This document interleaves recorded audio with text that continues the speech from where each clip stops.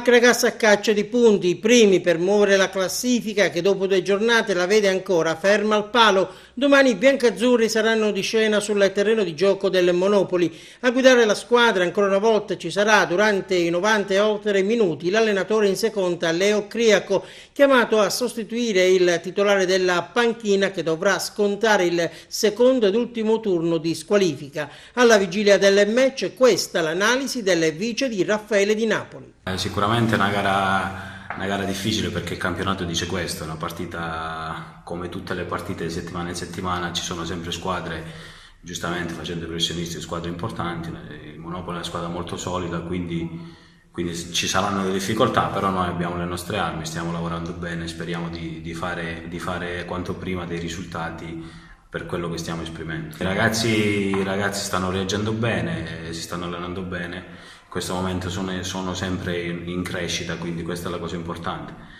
È normale che al di là di tutto abbiamo fatto abbastanza bene in campionato le partite e dobbiamo iniziare a fare dei punti logicamente. Il Monopoli sta attraversando un buon periodo, diciamo, ha fatto 6 punti, ripeto è una squadra molto solida con dei giocatori importanti in tutti i reparti.